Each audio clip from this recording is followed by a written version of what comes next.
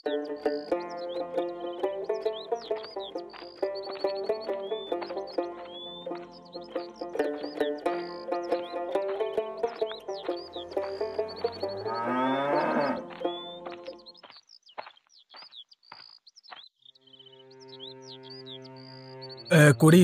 শুনলি তো গত রাতে আবার গ্রামে পুলিশ ঢুকেছিল। গ্রামের সকলে খুব ভয় পেয়ে আছে রে। হ্যাঁ শুনেছি, কিন্তু এসেছিল কেন? আসবার কারণ কি কাউকে কিছু বলেছে?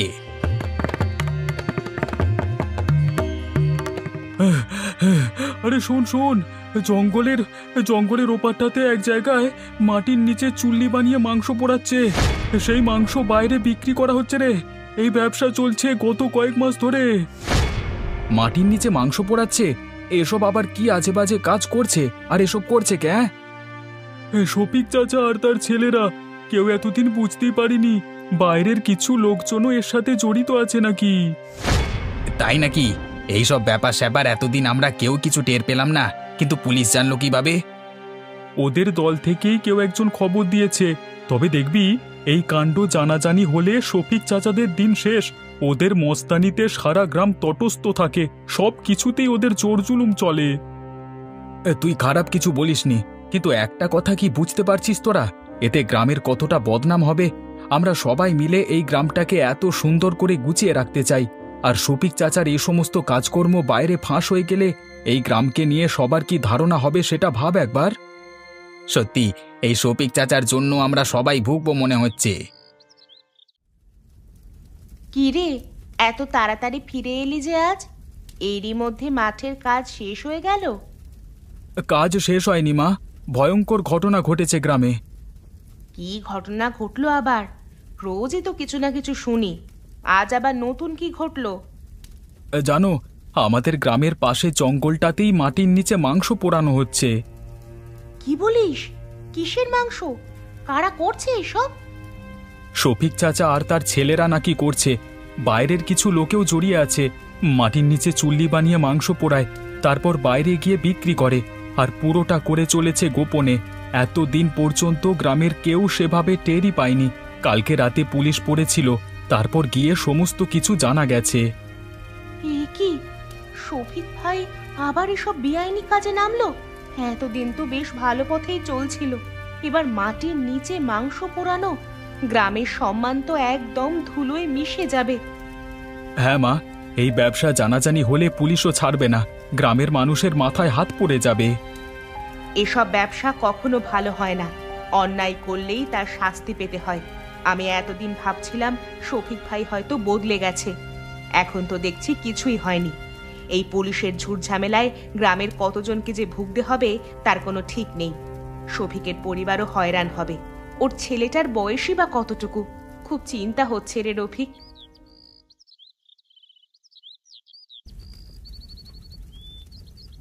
আব্বা, এই কাজটা করা ঠিক হচ্ছে তো?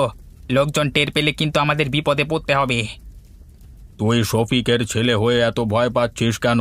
কেউ কিচ্ছু জানবে না, সব গোপনেই থাকবে। কিন্তু পুলিশ গ্রামে আসছে বলে শুনেছি, যদি কিছু জানতে পারি? পুলিশ আমাদের কিচ্ছু করতে পারবে না। আমার হাতে সব বড় বড় লোকজন আছে।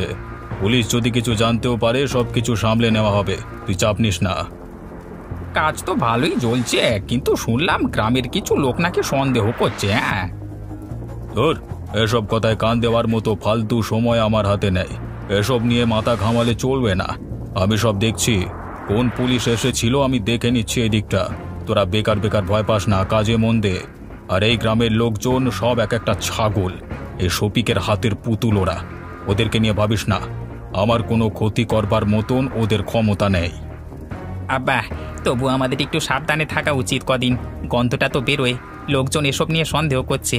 বেকার বেকার ঝুঁকি নিয়ে লাভ কি? ঠিক আছে, সামনে একটা বড় পার্টি আছে, তাদের মালগুলো সাপ্লাই করে দে আগে, তারপর না হয় এসব কদিন বন্ধ রাখবো। গ্রামের অবস্থা তো ভালো যাচ্ছে না। পুলিশও আজকাল খুব ঘোরাঘুরি করছে, কিছু একটা চলছে, সবাই টের পাচ্ছে।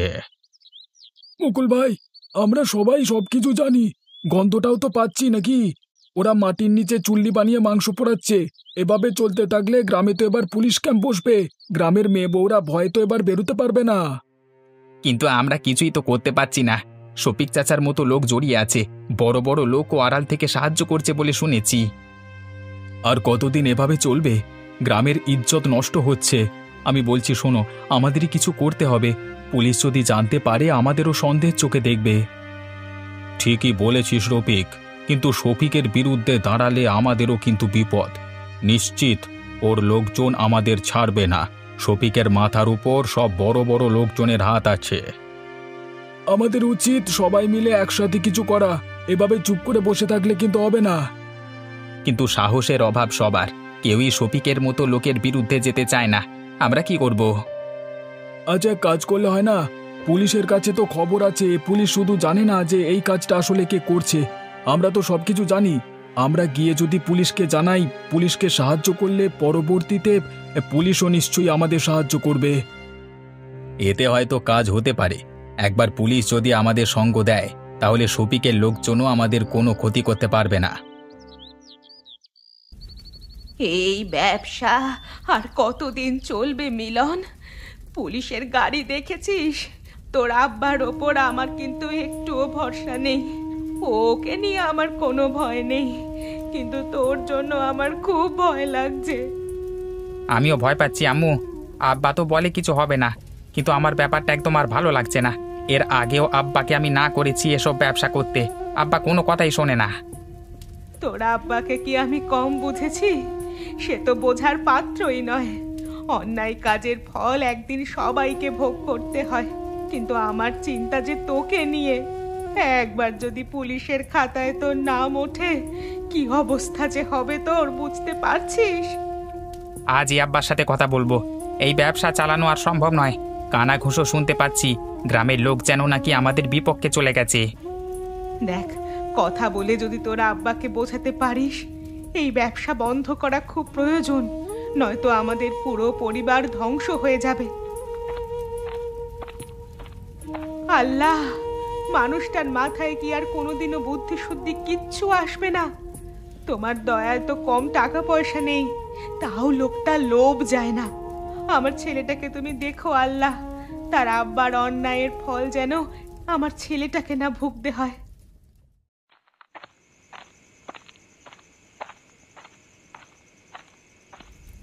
আব্বা, আর কতদিন তোমার এই কাজ চলবে? আজ গ্রামে অনেক কথা উঠছে, পুলিশ আমাদের দিকে নজর রাখছে। চুপ! তুই জানিস না আমি কি করছি? এসব ব্যবসায় ধরা পড়বার সুযোগ কম। সব কিছু ঠিক মতো চললে কেউ কিচ্ছু জানবে না। কিন্তু আব্বা, তুমি কি বুঝতে পারছো না? এই পোড়া মাংসের গন্ধই আমাদেরকে ধরিয়ে দেবে। গ্রামের সবাই এই গন্ধ পেয়েছে। তোমার কি মনে হয় তুমি এই গন্ধটা আটকাতে পারবে? এসব বেআইনি কাজ বন্ধ করো আব্বা। মিলন ঠিকই বলেছে শফিক ভাই। আজকে কিছু পুলিশকে দেখেছি, আমাদের কাজ বন্ধ করতে হবে কিছুদিনের জন্য। এই ব্যবসা বন্ধ করব? এত বড় সুযোগ ছেড়ে দেব? তোদের ধারণা আছে এই কাজে কত মুনাফা হয় আমাদের? আর এই কাজ তো শুধু একা আমি করছি না, আমাদের উপরে আরও লোকজন আছে। তোদের কি মনে হয় আমি এই কাজ বন্ধ করতে চাইলেও তারা বন্ধ করতে দেবে? তোরা অযথা ভয় পাচ্ছিস, পুলিশকে আমি সামলাতে জানি। আব্বা, তোমার উপরে যারা আছে তাদের কিন্তু কেউ চেনে না, কিন্তু সবাই জেনে গেছে তুমি এই কাজের সাথে জড়িত আছো। তোমার সাথে আমিও আছি। পুলিশ যদি ধরতে আসে আমাদের ধরবে, আর গ্রামের লোকজন আমাদের বিরুদ্ধে সাক্ষী দিতে কিন্তু পিছপা হবে না আর। আম্মুর কথা একটু চিন্তা করো আব্বা। আমাদের যদি পুলিশ ধরে নিয়ে যায়, আম্মুর কি হবে? রহিমের কি হবে? আমরা ছাড়া তো ওদের আর কেউ নেই। আর এই গ্রামের লোকজন সবাই আমাদের উপর এতটাই ক্ষেপে গেছে যে আমরা চলে গেলে ওদেরকেও এই গ্রাম থেকে বের করে দেবে। হ্যাঁ বাবারে, একবার ভেবে দেখো আব্বা। দেখছি কি করা যায়। স্যার, আমরা একটু বড়বাবুর সাথে কথা বলতে এসেছি। বড়বাবু ভেতরে মিটিং করছে, এখন দেখা করা যাবে না। স্যার, আমাদের বড়বাবুর সাথে দেখা করাটা খুব প্রয়োজনীয়। দয়া করে একবার দেখা করতে দিন।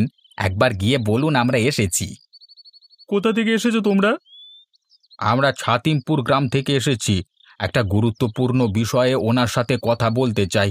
খুব বিপদে পড়ে এসেছি এখানে, দয়া করে আমাদের দেখা করতে দিন। ঠিক আছে, বসো ওখানে, আমি খবর দিচ্ছি। বললে তোমাদের ভেতরে যেতে বলবো। মুকুল চাচা, আমরা এখানে এসে ঠিক করলাম তো? শফিক চাচা যদি খবর পেয়ে যায়, বা এই অফিসার যদি শফিক চাচারই লোক হয়ে থাকে? সেটার সম্ভাবনা বিশেষ নেই, কারণ যে কবার গ্রামে পুলিশ এসেছে উনিই ছিলেন, আর উনি তো এখানে নতুন এসেছে। আমার মনে হয় না শফিক এখনো একে হাত করতে পেরেছে। যাও তোমরা, স্যার ডাকছেন ভেতরে। কি হয়েছে, কি বলতে চান আপনারা? স্যার, আমরা জানি আপনি গ্রামের বেআইনি ব্যবসা সম্পর্কে সমস্ত খবর পেয়েছেন। আমরা সবাই এ নিয়ে খুব ভয়ে আছি। তার মানে আপনারাও এই ব্যবসার সাথে জড়িত? না স্যার, এই ব্যবসাটা যার সেই লোকটার ভয় আছি। কে সে? শফিক, শফিক ইসলাম। আমরা বেশ কিছুদিন ধরেই বুঝতে পেরেছিলাম। তারপরে যখন আপনারা গ্রামে 2-3 বার টহল দিলেন, তখন আমরা নিশ্চিত হয়েছি শফিক মিয়া এই ব্যবসাটার সাথে জড়িত। শুধু এই ব্যবসা নয়, ওর ওর আরও অনেক বেআইনি ব্যবসা আছে, আমরা জানি। জানেন যখন এতদিন খবর দেননি কেন? ভয় স্যার, শফিক চাচার বেশ কিছু পোষা গুন্ডা আছে। দিনে দুপুরে ওরা খুন করে দিতে পারে। সবারই তো প্রাণের ভয় আছে, তাই না স্যার? তাহলে এখন এখানে এসে খবর দিলেন যে? স্যার, এর আগে যতজন পুলিশ এখানে ছিলেন তাদের প্রত্যেককে শফিক চাচা হাত করে রেখেছিল। আপনি প্রথম যে ওই গ্রামে বেআইনি ব্যবসা ভাঙার জন্য টহল দিয়েছেন, তাই ভাবলাম আপনাকে এসে সব খবরটা বলে দিলে পরবর্তীতে আপনি নিশ্চয়ই আমাদের সাহায্য করবেন। ঠিক আছে, আপনাদের যা জানানোর আছে সবটা খুলে বলুন। আমি দেখছি আপনাদের কিভাবে সাহায্য করা যায়। আজ রাতেই পুলিশ আবার গ্রামে আসবে। এবার হয়তো শফিককে নিয়ে যাবে। পুলিশ যদি গ্রামে এসে আবার তল্লাশি করে, পুরো ব্যাপারটা জানাজানি হয়ে যাবে। জানাজানি হোক, পুলিশ শফিককে ধরলেই সব শান্ত হয়ে যাবে। এই ব্যবসা বন্ধ করতে হবে। বাকিরা তারপর কি করবে সেটাই এখন দেখবার। আমাদের যা করণীয় আমরা তো করে এলাম, বাকিটা সময় বলবে। গ্রামের মানুষ সবাই ক্ষেপে আছে। শফিককে তো কেউ পছন্দ করে না। তবে আমার চিন্তা হচ্ছে গ্রামবাসীদের ক্ষোভ শফিকের বউ আর ছোট ছেলেটার উপর গিয়ে না পড়ে। ওই বেচারির কোনো দোষ নেই। শফিক ওর উপরেও কম অত্যাচার করেনি। চাচিকে আর রহিমকে আমাদের বাঁচাতেই হবে। শফিক চাচা দোষ করেছে, পুলিশ তার শাস্তি দেবে, কিন্তু চাচি তো কোনো দোষ করেননি। আমরা সঠিক জায়গায় যাচ্ছি তো? আপনারা সঠিক জায়গা চেনেন তো? খবরটা সঠিক তো আদেও? আপনারা নিশ্চিন্তে থাকুন, খবর পুরোপুরি সঠিক। দেখুন, আমরা আগেই সন্দেহ করেছিলাম, তবে এত বড় বল কাজটা চালাচ্ছে সেটা ভাবতে পারিনি। আজ ওদের ধরে ফেলতেই হবে।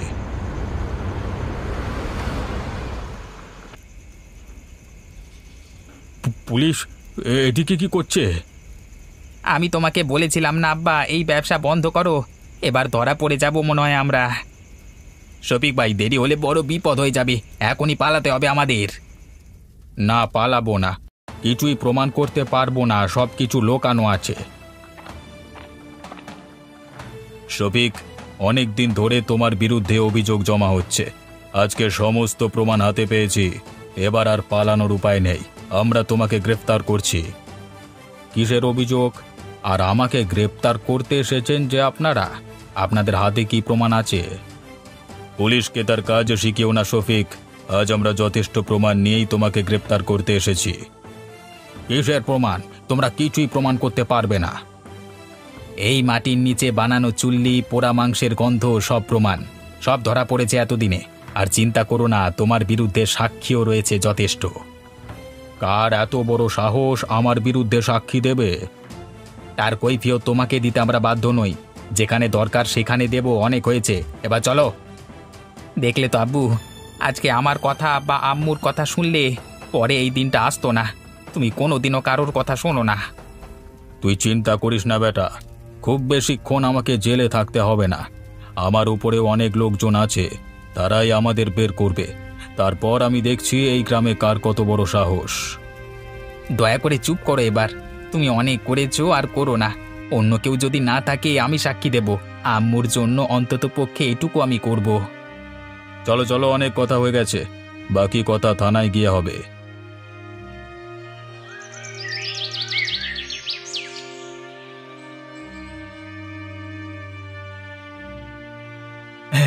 যাই হোক, শেষমেশ শফিক আর তার দলবল পুলিশের হাতে ধরা পড়ল। এতদিন যা হচ্ছিল তাই নিয়ে সবাই আমরা খুব ভয়ে ছিলাম। হ্যাঁ, কিন্তু আমাদের গ্রামের ওপর যে কলঙ্ক পড়েছে তা কি মুছে যাবে এত সহজে? কলঙ্ক মুছতে সময় লাগবে, কিন্তু অন্তত এখন শান্তি ফিরে আসবে। এই অবৈধ কাজ চলতে থাকলে গ্রাম আরো বিপদে পড়তো। বিপদের হাত থেকে আমরা মুক্তি পেয়েছি। গ্রামে এরকম চলতে থাকলে কাকে পুলিশ কখন গ্রেফতার করে নিয়ে যেত তার কোনো ঠিক ছিল না। এবার অন্তত আমরা সবাই শান্তিতে থাকতে পারবো। হ্যাঁ, কিন্তু শফিক চাচাকে এভাবে যেতে দেখে খারাপ লাগছে। সেই ছোট থেকে শফিক চাচাকে দেখছি। লোভ মানুষকে অন্ধ করে দেয়। হ্যাঁ, তো কিছু বললাম, কিন্তু তোর আব্বা শোনেনি, আর সবাইকে নিয়ে গেল পুলিশ। আমাদের কি হবে এখন? আব্বু তো আমাদের কথা কোনোদিন শোনেনি। ভাইয়াও তো অনেকবার চেষ্টা করেছিল আব্বুকে বোঝাতে, সেও পারিনি। আমাদের ওপরও গ্রামের লোকজন সবাই ক্ষেপে আছে। আল্লাহ জানে আমাদের এই গ্রামে আর ঠাঁই হবে কি না আদেও। মা, আমাদের যদি এই গ্রাম থেকে বের করে দেয়, আমরা কোথায় যাব, কি করব, কোথায় থাকব? জানি না রে রহিম, তোর আব্বুর অন্যায়ের শাস্তি এবার মনে হচ্ছে আমাদেরকেও পেতে হবে। এই গ্রামের ওপরেও তো তোর আব্বু কম অন্যায় করেনি। শফিক ভুল করেছে, কিন্তু তার পরিবার তো কষ্টে আছে। তাদের কিভাবে সাহায্য করা যায় তা ভাবতে হবে। সাহায্য করব মানে? শফিক মিয়ার জন্য আমাদের গ্রামের এত বড় বদনাম হলো, তার পরিবারকেও আমাদের এই গ্রাম থেকে বের করে দিতে হবে। একমাত্র তাহলেই আমাদের গ্রামের বদনাম ঘুচবে। একদম ঠিক বলেছ। শফিকের এক ছেলেকে নিয়ে গেছে, কিন্তু আর এক ছেলে তো আছে এখনো। ওদের যদি গ্রাম থেকে বের না করে দেওয়া হয়, তাহলে এবার ছোট ছেলেটাও এই একই ব্যবসায় নামবে। চুপ করো তোমরা। শফিক দোষ করেছে, তার জন্য আমরা তার পরিবারকে শাস্তি দিতে পারি না। হ্যাঁ, আমি মানছি যে এই গ্রামের বদনাম হয়েছে, কিন্তু শফিকের পরিবারকে আমরা যদি গ্রাম থেকে বের করে দিই, তাহলে এই গ্রামের বদনাম আরও বাড়বে। ওদের যদি কিছু হয়ে যায় তাহলে সেই দায় কিন্তু আমাদেরই থাকবে। আমরা যেমন এই গ্রাম থেকে বেআইনি ব্যবসা সরিয়েছি, তেমন এখন শফিকের পরিবারের প্রতি আমাদের কিছু কর্তব্য আছে। হ্যাঁ, আমিও একমত। শফিকের পরিবারের প্রতি আমাদের একটা দায়িত্ব আছে। তারা তো আর ব্যবসার অংশ ছিল না। শফিকের জন্য ওদের পুরো পরিবারকে দোষারোপ করা যাবে না। ওরাও চেষ্টা করেছিল শফিকের এই ব্যবসা বন্ধ করতে। এখন আমরা যদি তাদের পাশে না থাকি তাহলে তারা খুব বিপদে পড়বে। আমাদের উচিত তাদের পুনরায় কাজ শুরু করতে সাহায্য করা। সবাই যদি একসঙ্গে থাকে তাহলে গ্রাম শান্তিতে থাকবে। আজ কতদিন পর মনে হচ্ছে সবকিছু ঠিকঠাক হচ্ছে। গ্রামের সবাই আবার আগের মতো শান্তিতে আছে। হ্যাঁ, আব্বু যা করেছে তার জন্য আমি লজ্জিত, কিন্তু আপনাদের সাহায্যে আমাদের পরিবার নতুনভাবে বাঁচতে শিখেছে। আমরা তো সবাই একই পরিবার। ভুল করলে যেমন শাস্তি দিতে হবে, তেমন যে কোনো বিপদে একসাথেও থাকতে হবে। তোর বাবা তার শাস্তি পেয়েছে, কিন্তু তোরও তো নতুন করে শুরু করবার অধিকার আছে। আপনারা না থাকলে হয়তো আমরা আর এই গ্রামে থাকতেই পারতাম না। আমাদেরকে এই গ্রাম ছেড়ে চলে যেতে হতো।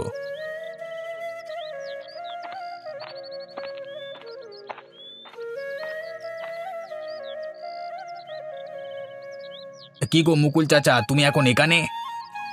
দেখতে এলাম তোরা সব ঠিকঠাকভাবে কাজ করছিস কিনা। সব ঠিক আছিস তো?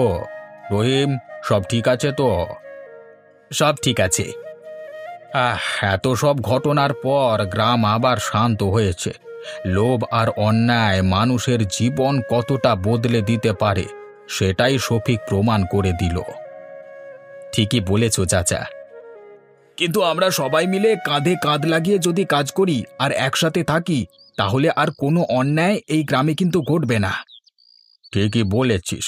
এখন থেকে সবাই মিলে গ্রামকে রক্ষা করতে হবে। আমিও আপনাদের সাথে আছি।